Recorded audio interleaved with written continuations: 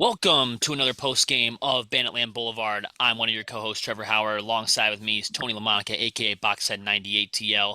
Like we predicted, the Bandits are now 4-1 on the season, sweeping, I guess, the mini home and home series against the Georgia Swarm. This time they take them down 11-9, and another game where Matt Vince gives up less than 10 goals. I think a complete game from the Bandits all around. Yeah, sure, the offense wasn't here, here and there, wasn't there all night long, but that's why you have a good defense to pick up the slack of your offense and why you have one of the greatest goalies of all time you can lean onto, making 47 saves, Matt Vince. Obviously, one of our players to watch in the preview episode, so if you haven't seen it yet, go check it out. But you were there watching it. I was listening to it on 1520, but I did watch the highlights and I saw the good, the bad, and the ugly. Tony, what was it like from your section there and with your season tickets? Well, pretty much like we set it out. It's you called it actually a trap game, and boy, oh boy, did it ever feel like it, especially Yep. only beating them by 2 this time. And our site that we sit in section 119, there was a lot of bad miscommunications between the referees and call one way, call another. Again, it's very hard to contradict but when you see it happen and the referees don't do nothing about it to make the right call or actually when they see it happen, just make the call. It's Or like they're just being hesitant. consistent. Being Yeah, consistent. gotta be consistent. And that's the thing too, is a lot of people have got to understand is that the referees out there may not see everything, but when you do, you gotta make that call. Especially if it's not against Buffalo, it's gotta be against the opponents. But again, they have got to be consistent, like you said. But again, squeaked by another W.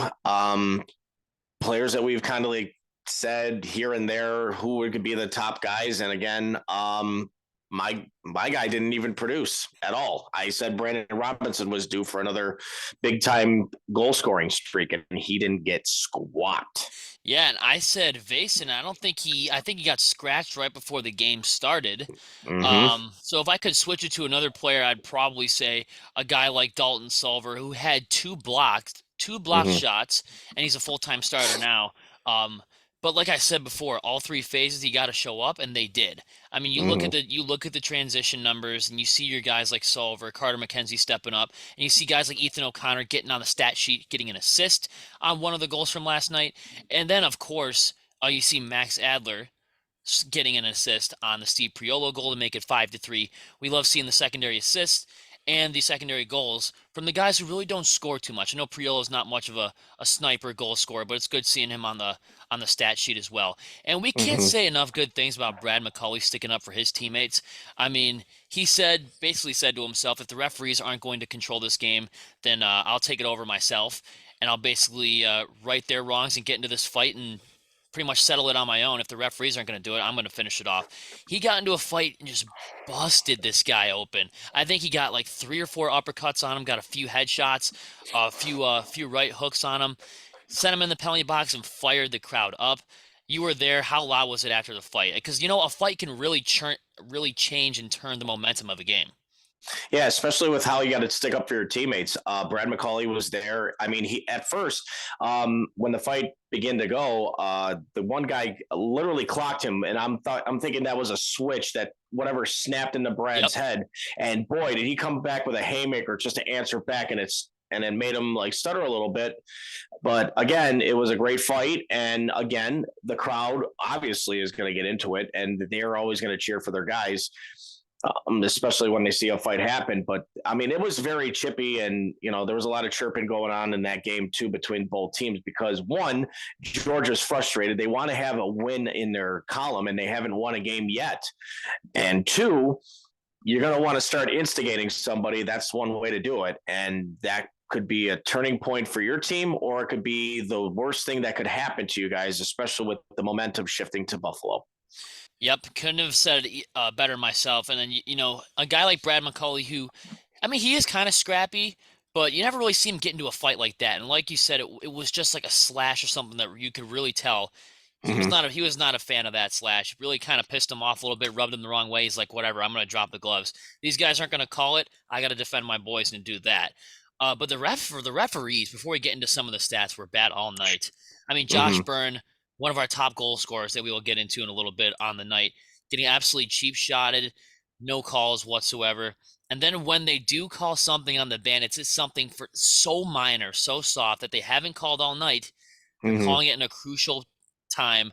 We're talking beginning of the third quarter, they scored on the power play on a Yep. very, very debatable call. And right before halftime, when they tied it up at 6, there were plenty of calls that could have been made on the previous Buffalo possession. A slash, illegal cross check, nothing. Nothing was Nothing. called, which led to a tie game. It's the inconsistency from the referees, and I don't know if the National Lacrosse League can't afford other referees, but this is becoming a real problem. Yeah, like they made two calls, one on Ethan O'Connor and the other one on Dalton Silver. I guess the one was bench minor for a dead ball foul or Yep, some sort of thing like that, you and then call it for Ethan like O'Connor roughing or was something. Yeah. like some sort of hold or rough or whatever you want to call it. But again, it when we saw the replay of why the penalty was called, I'm honestly, you could just like say, all right, give him a warning, and then maybe if he did it again, then you could call it. But that was the kind of penalty you just kind of like, I can't really call that because Yep. it's absolute garbage. It really is, and it's like I said. But other than that, um, you got to, like we said before, we got to stop taking stupid penalties. I mean, Yep. we've had. I believe out of the 6 power plays that Georgia has, half of those were dead ball fouls. We got to keep our heads. We got to make sure we're playing smart and we don't do anything stupid, really. And again, that's how they contributed most of their goals that night. And especially, like we said before, Lyle Thompson is one of those guys you just don't want to get control of the ball. And that's what he does. And that's why he was the top amongst the top scorers for the Swarm again that night. And if it's after the whistle, it's definitely them trying to chirp you to draw a penalty. That's what they're trying to do. If Mm-hmm. you're really like, just shake it off. You're the team with the 3 wins at the time. They don't have any wins. They don't have any None. room to talk. Just walk away. Mm-hmm. If unless it's a 4-on-4 situation, which would lead to 2 people going to the box, but you're still on even strength. I mean, I guess you can take a penalty there, but 3 out of the 6 were dead ball fouls, and they were absolutely lethal on that power play. That's a good thing you Yes, can they say were. about Georgia. Georgia, while they don't have any wins on the season right now, they do have a very, very good power play that they can Yes, they do. work with. I think it's working on full strength should be their upside, I think. But they do have a great power play. They have a solid special teams overall. The penalty kill is really not that bad, but it is kind of hard to be on the penalty kill, especially in box lacrosse, one of the most condensed and most physical, fast-paced games ever. Let's get into the goal scoring here. Sure. How many socks were thrown on the field last night for number 22, Tony? I wasn't really counting, but I know there was a whole pile of clothes that could probably fill 2 garbage bags full of socks. I know I forgot to bring my extra pair, but otherwise than that, I know my friend Joe Shuby brought his extra pair, and he definitely threw them. He's like, I don't care if they smell. And of course, we see that Steve Pearl tried to pick it up the one play, and I'm like, where's he going with it? I'm like, taking it to the penalty box, and now I'm like, oh well, Joe, there you go. Now it smells just like your feet. So, but other than that, yeah, there was a lot of socks for the socks trick for Josh Byrne. And for those of you who aren't in the know, a hat trick is 3 goals, where you throw your ball cap, throw your beanie on the field. Mm-hmm. Like That normal is a hockey and everything. that's 3 goals. Sock trick is 6 goals, where you throw your Mm-hmm. hat first, and then your sock is gone after that. I don't know what 9 is, but I'm pretty sure Josh Byrne is going to do that at some point this year. We'll find out what a triple hat trick truly is going to be called. You might have to call it a different name or something like that. Maybe it's a shirt trick or something, or a shoe trick or something. But I know Oh, geez. he'll definitely achieve that. But another, oops, he did it again. That's 6 goals for Josh Byrne. He scored 13 goals in his last 2 games in Banditland. This guy, I told my brother this before. I said the NLL might make this guy pee in a cup. I mean, they're going to drug test this guy because he's been tearing it up so well in Banditland. Yeah, Josh Byrne has like been now. They point to him to be the goal scorer, and they point to him to lead the squad. I'm not saying no offense to Dane Smith or to Nick Weiss or to Steve Priolo, who have the representative of the CNAs, but again, this is what's Pat's like passing the torch. Dane Smith is now the playmaker, and Josh Byrne is now the goal scorer. And obviously, as we've seen it, like you said, he scored 13 goals in the last 2 games. Proves why. He finds the back of the net like it's no other tomorrow. And you know what? When you're hot, you stay hot. You give Josh Byrne the ball. And Banditland, I feel like, is like it acts as like a caffeine boost for Mm-hmm. Josh. Whenever he hears the horn, whenever he hears the fans, whenever he hears Chris Swenson on the PA, It's like an adrenaline rush. Somehow finds the back of the net 24/7 is what it feels like. And no surprise at all, Dane Smith leading the assist category with 5 to Shane Jackson's 4 on the Georgia side. Josh Byrne Yep. with 9 total points, 6 goals, 3 assists. Very good numbers from him. He was star number 1 on the night. Lyle Thompson, who loves to find the back of the net against the Bandits, did lead the team in points for them with 6. Brad McCauley leading with 5 penalty minutes. So, you had a couple of those minor penalties, but obviously Brad McCauley with that major led them in penalty minutes. Also with Brian Cole, who was the other member of that fight. I guess he got another 2-minute minor and led their team with 7 penalty minutes. Josh Byrne, not only did he score 6 goals, but he also led the team in shots on goal with 15 to Lyle Thompson's 16 shots on goal. So you got 2 heavy shooters right there back to back. Andrew Q and Dylan Robinson leading their teams respectfully in loose balls with 11 for Q and 7 for Robinson. Ian McKay, he's so underrated on this team. He causes turnovers, finds the back of the net, and gets a lot of assists. He led the team in turnover and causing turnovers for the Bandits. We can't say enough good things about Ian McKay. Yeah, number 4 on the programs, and believe me, folks, when I say this, he has definitely stepped up a lot, especially when the fact that we have lost a couple of forwards like Chris Cloutier and Chase Frazier. He is those go-to guys that you're thankful to have on the team. Like, he finds a way to, make plays happen or start making plays happen. And that's where it all transitions, because Ian McKay you could put him on forward. You could put him on transition. You could even put him on defense. You could put him anywhere out there besides being a goaltender. Of course. But other than that, he's just been his hand-eye coordination's been on point every freaking game that he's been out there. And you know what? We couldn't ask for a better player like that. I hope he resigns for another 2 years or 3 years, even 5. I don't know, but he definitely deserves to stay on this team, because he has absolutely been playing phenomenal lately. And I got to give kudos to number 4. Absolutely. 47 saves for the man himself, Matt Vince, too. Brett Dobson had a much better game than he did last time. Last time against the Bandits was a nightmare. He made 45 saves despite giving up 11 goals. They didn't have to pull their goalie this night. Thank God for them. But they're a young, scrappy little team. I think Georgia is very, very young, but I think they're very, very physical, and they have a lot of room to grow. I think the only spot that they really just kind of lack a lot of talent is probably defense in the trenches and goaltending. If they patch that up, they already have a solid established offense and they can make a run with it. But I mean, we're looking at this Bandits team and we're like, they're actually giving us a run for our money. That's why I don't take any team lightly. And you could say the same thing, talking about the NFL playoffs today and what we watched between the Bills and Dolphins should be a lesson to anyone out there that also watches the National Lacrosse League to never underestimate the talent of any lacrosse team. I think it's any given Friday, any given Saturday, any given game day. You shouldn't take any team lightly, take it game by game, because I felt like as fans, we looked at the 2 Albany games we played last year, including the playoff game, so that's 3, and we said, you know what, week 1, we're going to beat these guys, and then they came in and punched us in the mouth, and we're like, oh my God, we're licking our wounds going into week 2. We've won 4 in a row, but this was a trap game. This is what I kind of thought was going on in the back of my mind, but I was thinking, nah, we beat them 18-9 last time. I think we'll just run up the score again. I feel like I'm done taking any teams lightly. They took a 7-6 lead early in the third. I'm like, what is going on? Almost had me chewing my words there from last podcast, but no team. Like, I know they have 0 wins, but you look at the New York Riptide, giving the Rochester Knighthawks a little bit of trouble today. But even though the Knighthawks won, it was closer than I expected that game would be. But 11-9 against a winless team just shows you can't take any team lightly, because this is a game of lacrosse. It's a game of runs.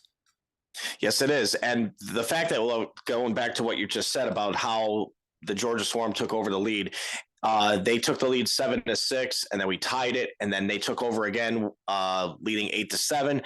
And now I don't want to say the panic button was pressed or anything like that, but again, that's a wake-up call to this team to say, hey, we need to step up. And obviously, after the fact, we scored 3 unanswered and put ourselves up 10-8. Then they made it 10-9, and then obviously Ian McKay put the nail in the coffin at the end to make it 11-9. But going to what's oncoming, especially with the Rochester Knighthawks playing as they are, another close game. But it's all going to come down to who the better team is every week. Like you just said, it's any given day. You have to focus your mentality on the team you're facing that night. It's not about what you're going on before. But again, this is what the Bandits had to do. They were playing Georgia. They had to focus their mentality against them. And now you have the two best powerhouse in the East right now. 1-2 in the power rankings. 1-2 into in the power next rankings. week. Yep. This Friday coming up at Blue Cross Arena. It's going to be a very good game to watch. So if you guys have ESPN Plus, or you listen in on 1520 AM on the radio, or better yet, if you just have the TV station on your screen or in your streaming live, guys, this would be a game to watch next week. Or go to StubHub. Hop on the Thruway. Buy $15 tickets off of StubHub. They're cheap. And join the Sea of Orange. Let's fill it up. Let's really make them feel like they're in Banditland, more like it's at the Hawk Nest. It's our fall cottage. It's our spring home. That's our second home right there, Rochester. It's not. I mean, forget Rochester Knighthawks do have their loyal fans. I understand that, but like, I agree. We've been filling up that arena since the teal and purple days. They might be green and black now, but we've been filling that thing up. Been filling up that building since 1992. So if you think it's not going to be a sea of orange, a 5-0 team taking on a 4-1 team, and I cannot wait for that preview episode. By the way, it's going to be a great one. But if you think that building's not going to be packed with, I would say at least half of it being Bandit fans, you're dead mistaken. You're so wrong. Yes, I'm definitely going. I don't know if you're going though, but if you do go, plan on going. It would be smart of you to get those tickets and go, because it's going to be a very interesting game to watch live. Especially now that we can break it down if both you and I are there, and we can really pinpoint every detail. So again, this is going to be the game to watch this week, Friday, and I'm sure the NLL is going to really focus on this game alone, because it's going to be determining who's going to want to step up. It's going to be Rochester going 6-0, or the Bandits and Rochester are tied with 5-1. That's right. And I mean, one more little thing before we get into our player of the game, our Buffalo Bandit player of the game. You really look at the whole game. You might just look at the box score, but if you're there, you might miss it. Looking at the box score, the Bandits usually have that 1 15-minute quarter where things start to go a little bit south, but they always pick themselves up. If you look at the box score today, quarter 1, they only gave up 2 goals. Quarter 3, 2 goals. Quarter 4, 1 goal. Quarter number 2, they gave up 4 goals and lost in the second quarter 4-2. But it seemed like they kind of just had like a, I don't know if it was like a revelation in the locker room saying, all right, these guys are beatable. And we see that they scored 4 goals here. If we play a complete half right here, we should be able to shut them down. After they come out of the half, they gave up 3 goals in a half hour, which is what I love about this defense. It's something that I love about this goaltending too. Not many goalies can say, we went back-to-back in this home and home stand and held them to under 10 goals in both games. That just shows you how good this goaltending is and how good this defense is in the trenches.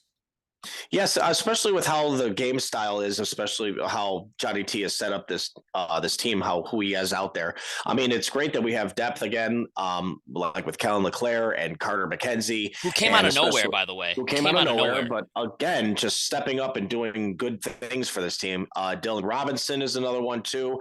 Ethan O'Connor has played much better, I feel, in my eyes, especially with having Ian McKay and you got Matt Spanger, and of course you got Steve Priolo. Of course. But here's a lot of things that everyone's been literally, I got to say this live, has been like hitting the back of my head. And that is about Bryce Sweeting.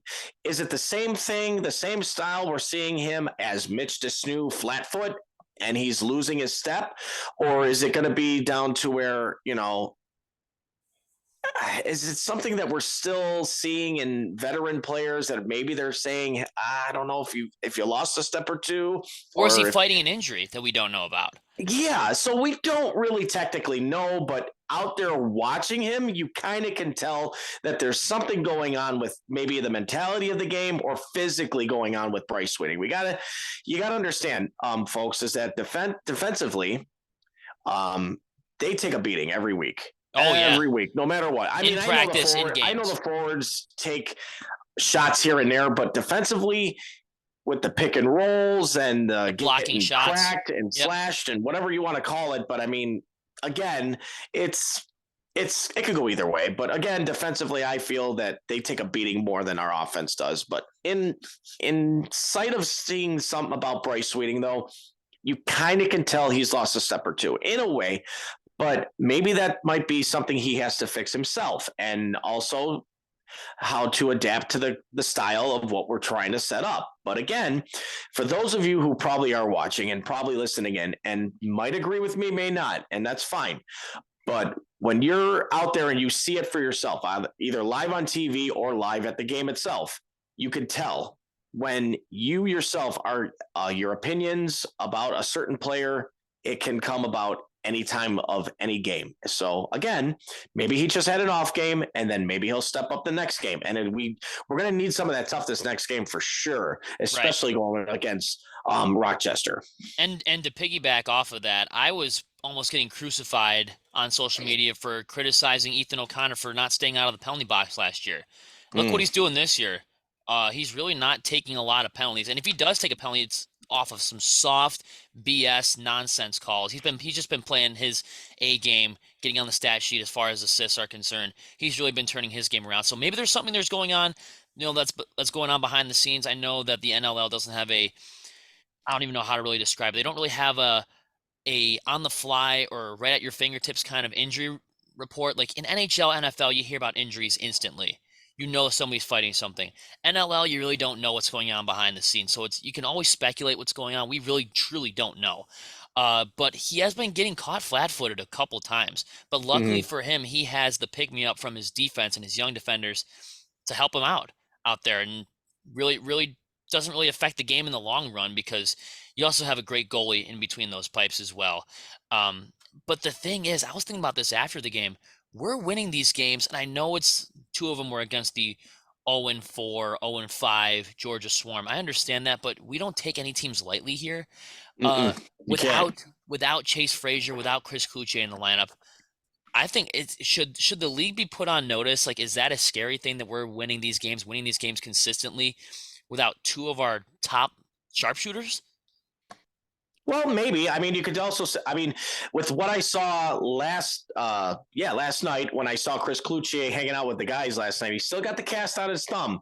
You're not going to see Chris Cloutier for a while because he's still trying to nurse it. But other than that, good news, Banditland, that Chase Frazier is going to be back possibly by the end of the month or early February for sure. He's already started his workout sessions and he's already getting back being healthy again, which is good signs for having 95 back in the lineup. Now, here's the ticker.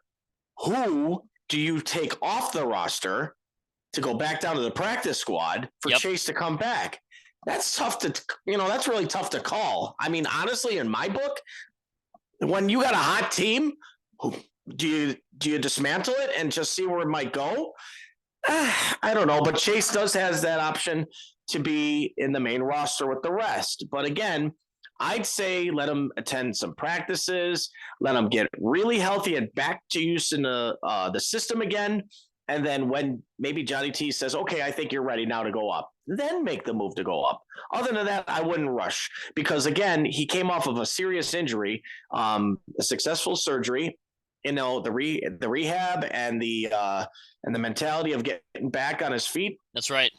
You got to kind of make sure he's 100% first before even throwing him back in. Yep. But that's my opinion of the matter. And it doesn't have to be a forward. It could be a defenseman. It could be a transition that you can take off and bring to the practice squad. But I think, I wouldn't look at it as a dismantle approach. I'd probably look at it as like another added piece, maybe the final piece to that possible championship puzzle. Because you know what? I think that we do have a really, really talented team, but some guys have off nights. You look at Tahoka, Nanakoke, they were shutting him down.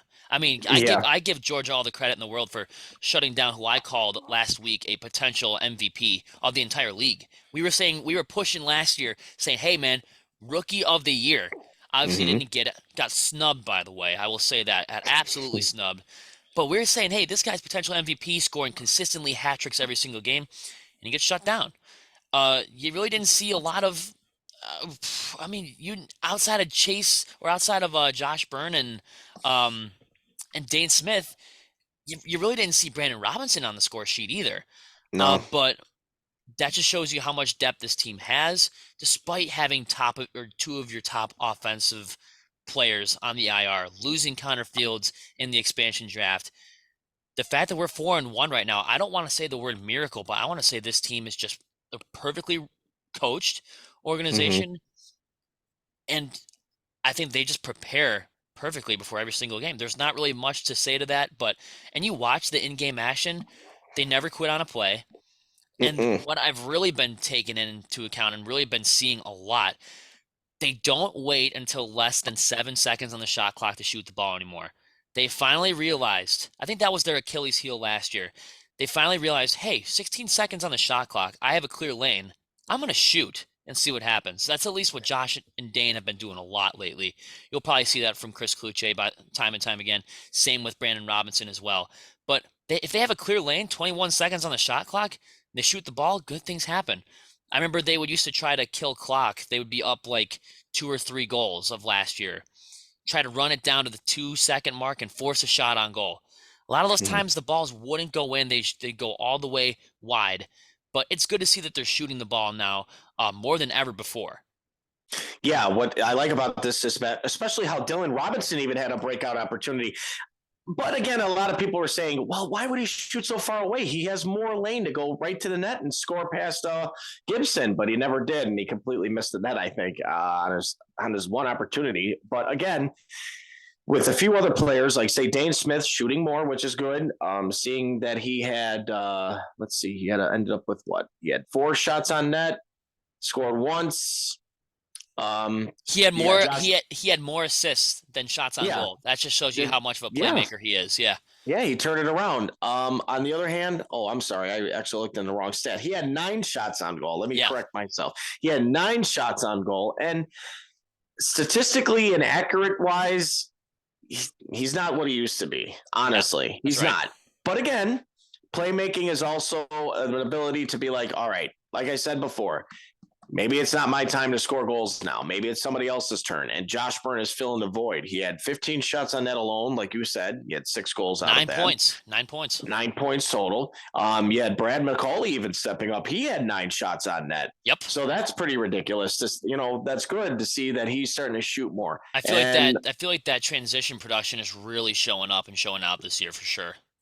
Yep, and especially like you said with shutting down Tahoka, even though he had 5 shots on net, but still, um, they're figuring out our team left and right. But again, we're finding a way to score goals when we need to. So, kudos to Georgia for trying. Um, I just felt and like again, I feel like we didn't take enough bounce shots. I feel like no, that was the Achilles heel that Georgia couldn't stop last week. mm-hmm, We're taking a lot of sidearm shots, a lot of shots that hit the chest protector of the goaltender. yep, I feel like you got to stick to what works. I would like to see by the time next week comes around, we're in the 585 in Rochester. Bounce mm-hmm, shots are a necessity. That's something we got to work on. absolutely. I think because with Josh Byrne and Dane Smith trying to do that bounce shot type, they're gonna have to be a little bit like. Well, Dane Smith needs to be more accurate. Josh Byrne doesn't have to change. He's a bullet laser. He is on his streak right now. And no offense to Dane Smith, but again, um, he's got to find the net again if he wants to score more goals. But again, Josh Byrne taking the reins, letting him do what he has to do. And again, Rochester is going to come and aim for Josh Byrne because if that's their only goal scorer, who do we have left? And We they're need going to Dane to use actually they're step going to up use and actually have more than one goal a game. That's right. And they're going to use Connor Fields all night long. You know that. Yep. Yes, they will. So we have to shut him down. Got to prepare for that. 56 shots each. I'm pretty Yep. impressed with Georgia for getting that amount of shots on the Bandits for sure. And guess what? The faceoffs, we talked about this before the game. Faceoff numbers looked good, over 50%, 13 of 24 in favor of Buffalo. Mm-hmm. Max Adler is still I was happy about the signing last year, and I was happy that we gave him another extension this year. Yeah, he's definitely progressing in that faceoff dot the last few games. You can't ask for a better face-off guy right now at the moment, because not only that, but he came from the chaos in the PLL league, and the boys said, bring him on board. Maybe this might be a good signing. And you know what? He has been. He fights for that ball. We've seen him improve 10,000 times percent from last year. And on top of it, he got his first point this year by an assist by giving it up to Steve Priolo. Yep. And just the patience on that play alone. Let's talk about that play exactly. Slowing it down. When Steve Priolo scored that goal, Max Adler, not only did he take control of the faceoff, enter the swarm zone, but he was outnumbered like 2-1 or 3-1. He drew them into him to leave Steve Priolo wide open. That's called patience, people. If you have seen that play, or you've watched that game specifically and you saw this happen, Max drew them in, because teams by far, because they see about his size, they think, oh, we can push him around. We can take over the control of the ball. Yep. But with the patience of Max Adler, how he drew them in and knew when the opportune moment happened to give the ball to Steve Priolo in the high slot, goaltender has no hope at all from stopping any shot, unless he gets lucky if they hit a post or it misses. But Steve Priolo didn't miss. He scored short side on Gibson, and that was huge on Max Adler's part. That's right. And then, you know what that also tells me? He's waiting for these players to come in and try to take the ball away. Now, there's like 3 players right there. They come in, he might release the ball, but in that time, those players are not going to stop moving. Their momentum's going to carry. He's kind of sacrificing his body to get that pass off just to score 1 goal. I mean, that just shows you the team player that Max Adler truly is. We need more players like that on the Buffalo Bandits team. I think we're a pretty damn good team right now, 4-1. Who do you think your player of the game is from the Georgia Swarm, or against the Georgia Swarm? Well, we all know who I'd pick for Georgia, and that's Lyle Thompson for sure. All day. I mean, I can't really pick anybody else on their team except maybe Andrew Q, but Lyle Thompson's been on point every game. He's a freak. He's nuts, but he's good. But again, if it was for me to pick the player of the game, obviously got to go with Josh Byrne. Yeah. Because he, his 6 goals, his 3 assists, his 9 total points of the night. He's been on point every single week except maybe for 1 out of the 5. But again, he's burning up, man. When he's hot, he's hot. And that's when you score goals like this. But it's rare to see a guy score 13 goals in 2 games, like you said. In Banditland, I got to say it's number 22, Josh Byrne. He's the guy.